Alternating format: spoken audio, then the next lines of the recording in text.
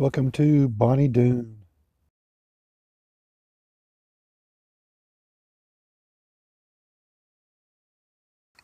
This is a video by Wolf Blitzer at CNN, the Situation Room, and he's interviewing Ben Rhodes, who worked for President Obama in the Obama administration. He makes several remarks about things that are just amazingly stupid, and I just can't let this go. I've got to correct him. Joining us now, Ben Rhodes. He was the Deputy National Security Advisor to President Obama. He's the author of a brand new book entitled The World as It Is, a memoir of the Obama White House. Ben, thanks very much for joining us. Congratulations on the new book. I'm going to ask you about it in a few moments. I want to talk about these two summits in Singapore and in Canada also. But let me get your quick reaction to these latest charges filed against the former Trump campaign chairman, Paul Manafort, and his Russian associate.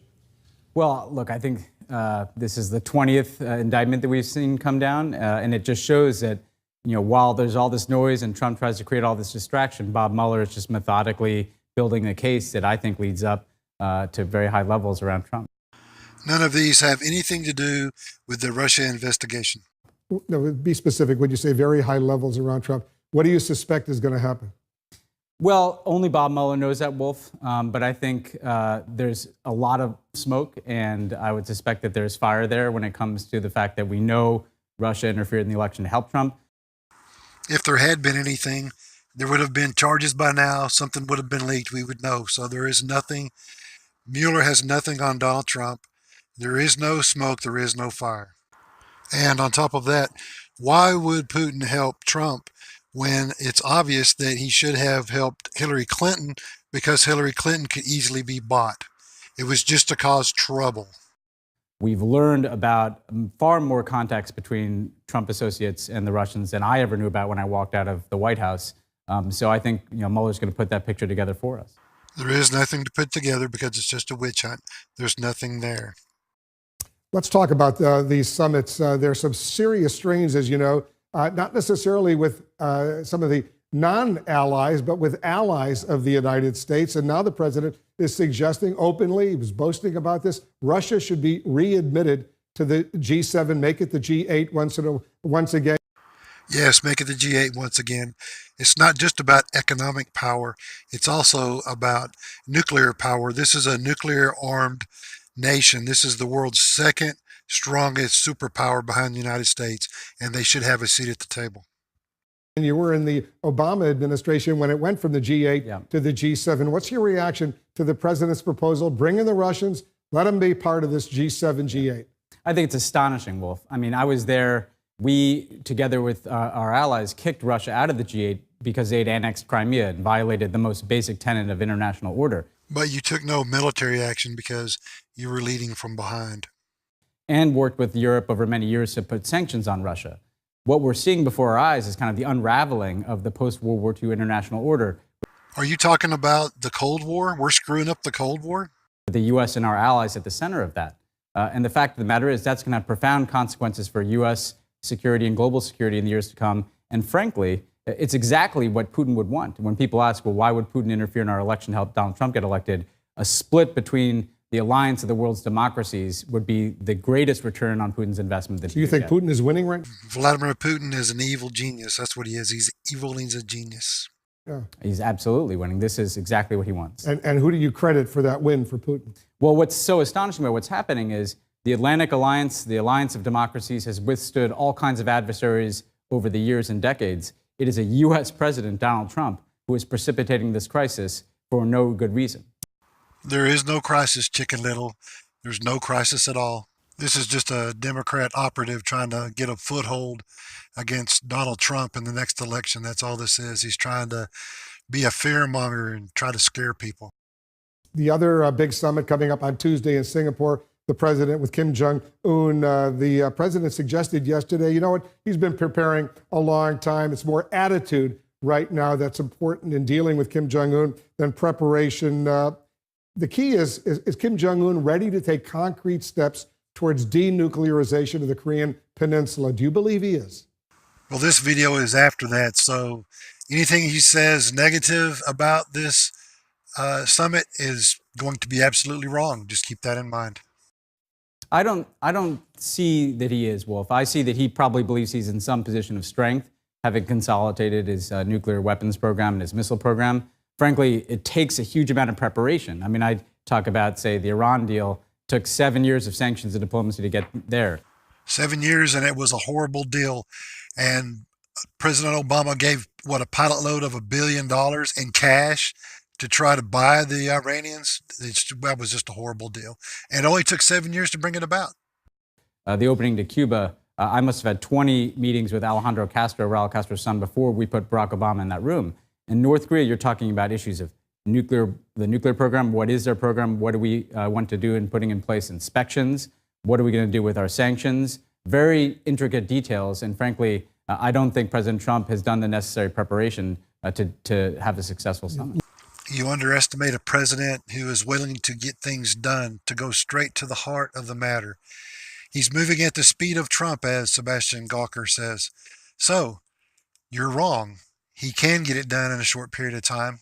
He just doesn't have to fiddle with all the things that you seem to think you have to do. He just goes straight to the problem and takes care of it. Low expectations. All right. You're speaking about the Iran nuclear deal, which the president ripped up. You were part of the team that put that deal together. And now a Senate report, Republicans, they're saying the Obama administration, you served in the Obama administration, actively misled Congress about an effort to help Iran, before the deal was signed, get access to $5.7 billion that was held in Oman. You were going to have the Treasury Department lift some sanctions for this one-time deal. And they're really angry that you did this, and they say you never informed Congress about it. You see, this was a sanction put on Iran by the Reagan administration, but the Obama administration had no qualms about going back and doing away with something that had been done by a prior administration.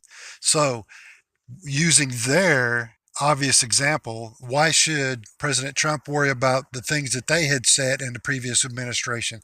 You see how this works? It all depends on whose ox is getting gored, who's the one getting slighted, and these guys are just crybabies. No, look, Jack Lew had said to Congress— He was the Treasury Secretary. Yeah, and we had said we are going to have to find ways to help Iran get access to its own money. This is exactly the point. Yeah, it's their own money, but it was a sanction that was taken away from them. It was frozen. Their assets were frozen by the Reagan administration.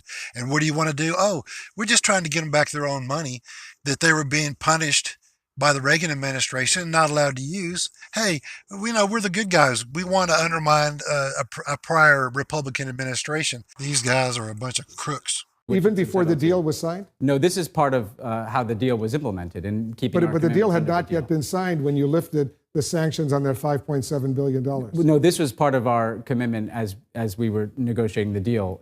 So you were going to unfreeze the sanctions that they had on them before the deal was set. That sounds like giving up things for nothing. It was Iran's own money that they had to get access to. They didn't have access to the money because it was part of sanctions. They were being punished.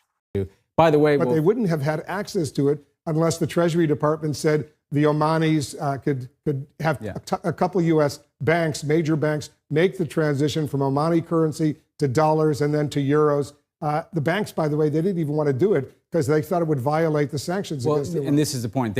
First of all, this was a single license that was granted that was never even used. And the fact is, here we are. They got what they wanted, Wolf. They tore up the Iran deal. They scrapped the Iran deal. And instead of actually putting forward a policy for constraining Iran's nuclear weapons going forward, they're investigating things in a partisan way that happened years ago.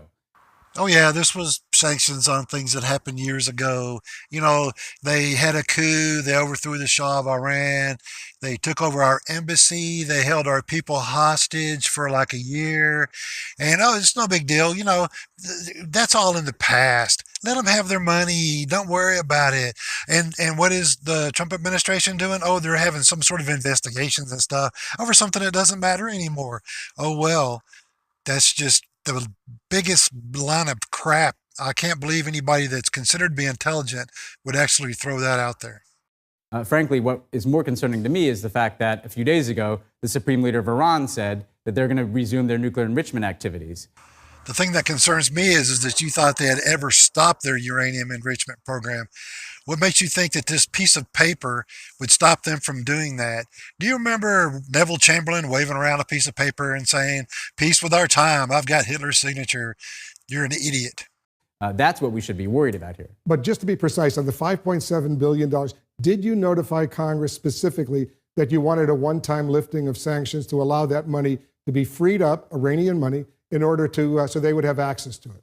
Well, my understanding, Wolf, is that this was at the end of the administration. And again, I think Jack Lew in testimony and Adam Zubin, our Treasury, very highly respected sanctions expert, had said that we were going to have to take steps to allow Iran to access its own money. No, this was never in the public sphere because there would have been a huge uproar.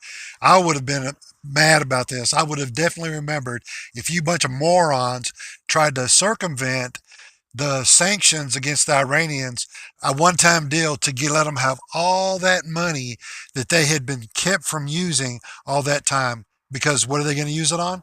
They're going to use it on nuclear weapons or building their military or causing mischief in the Middle East and killing our people. That's why they wanted the money, and that's why they should be kept from having the money. Carbon issued. So again, I think this is consistent with how we've approached sanctions for many years. Yes, the way they've handled negotiations for many years, the wrong way.